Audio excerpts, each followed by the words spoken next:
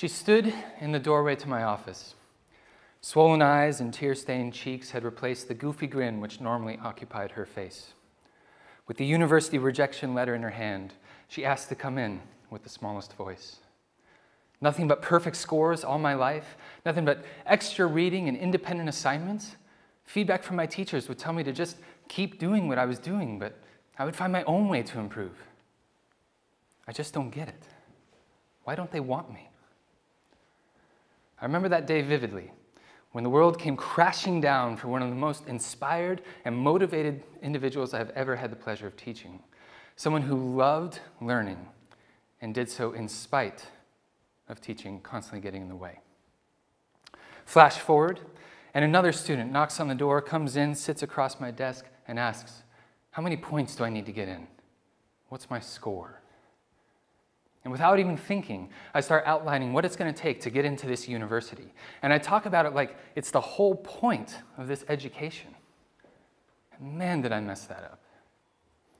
Because getting into university is not the reason that you are learning.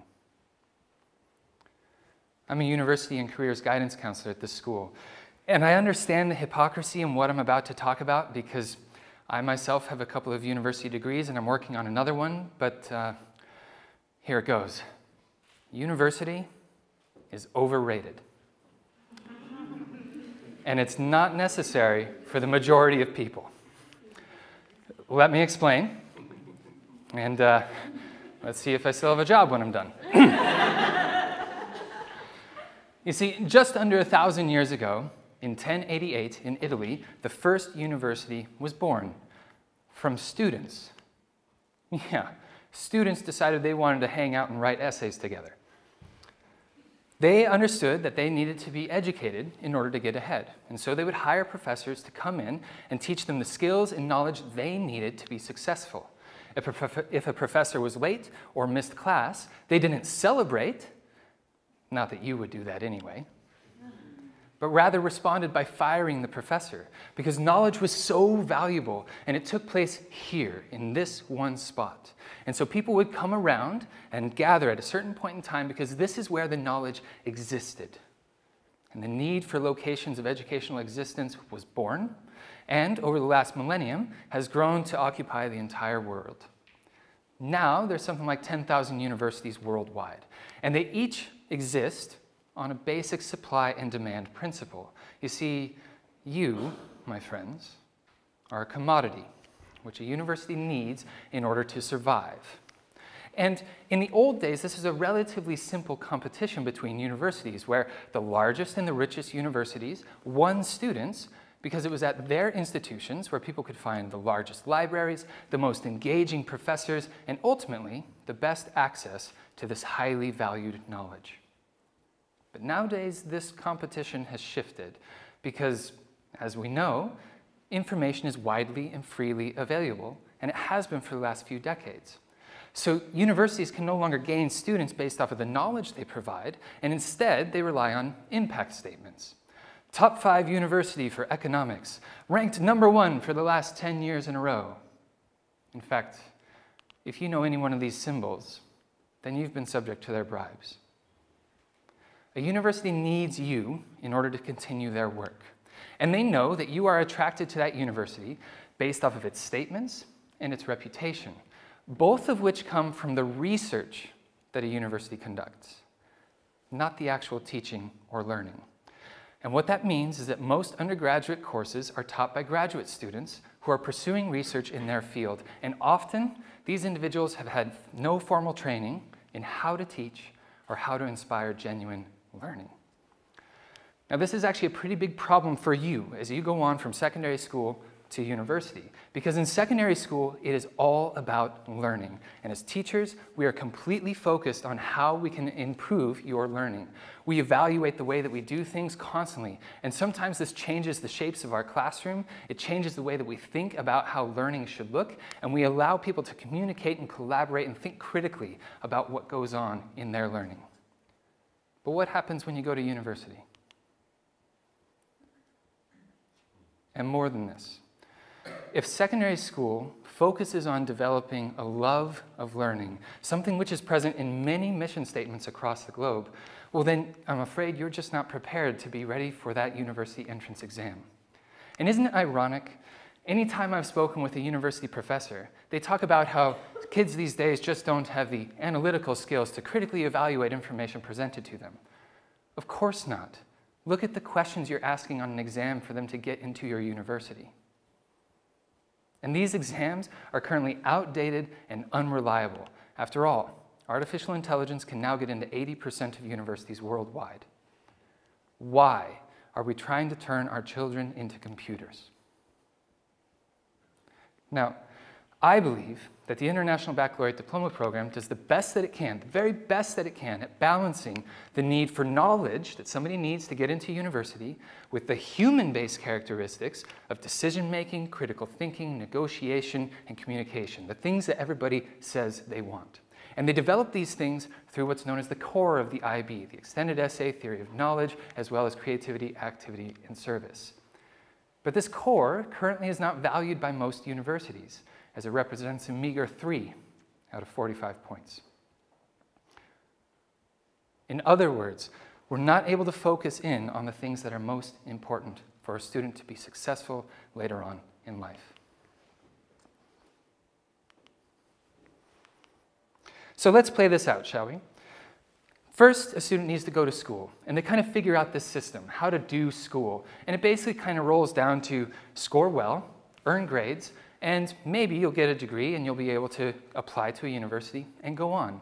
So let's say they get into university. Well, what happens next? There's a whole new system to learn about. Got to relearn how to do school again. Got to learn how to do scoring well, how to get some grades, and then get a degree. And then what happens? Most students then have to figure out how to do the workforce.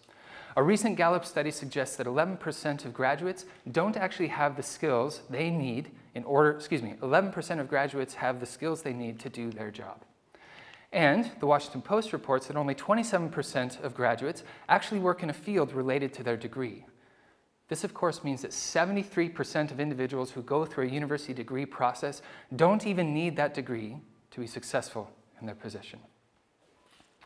Instead, what happens is individuals decide to invest a lot of money and, more importantly, time on earning a degree. They get that degree, and then they go on to try to get a job, and what happens? They're often overlooked.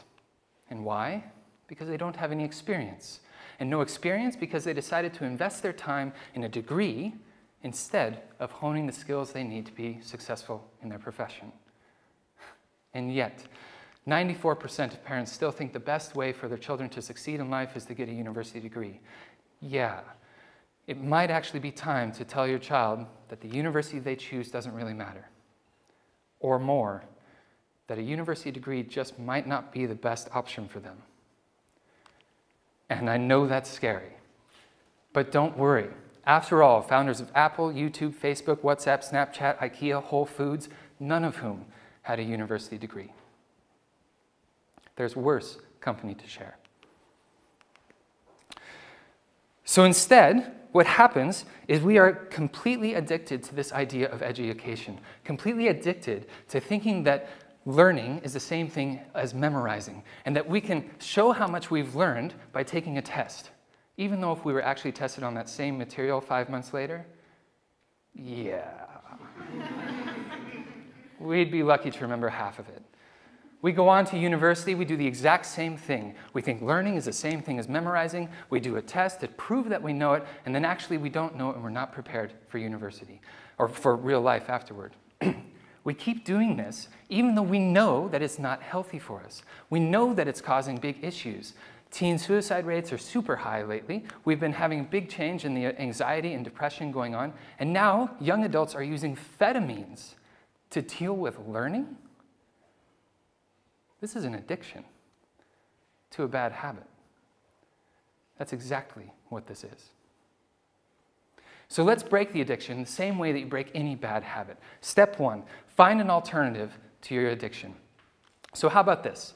Secondary school needs to focus on impact and experience. And we can do this through passion projects. By allowing people to explore the things they're most passionate about, they can learn the important skills and the knowledge they need for that particular subject. Along the way, they're going to learn patience, resilience, communication skills. They're going to learn to be reflective and balanced. And they're ultimately going to be focused on making the world a better place. I know. This sounds idealistic, right? What employer would actually value qualitative feedback like this instead of the simplicity of the quantitative grade or the simplicity of just reading that they've got a diploma? But it's not impossible. Take, for example, the Global Citizens Movement. They put on this massive concert. All the greatest performers came. But instead of charging people the quantitative money to show up, the price of admission was activism. What have you done to show that you're a global citizen? Explain to me how that same concept can't work for education or for employment. Next step to cutting an addiction. Cut the triggers, if possible. So now my challenge is out to employers. If you actually value the things like complex problem solving, creativity, critical thinking, well then look for that and not the university degree. I argue that a university degree is only necessary in the field of furthering education and furthering knowledge, but not in developing the workforce, honestly. Anybody can figure out how to change the oil in the car, to file their taxes, to driving a boat, just by looking on Google.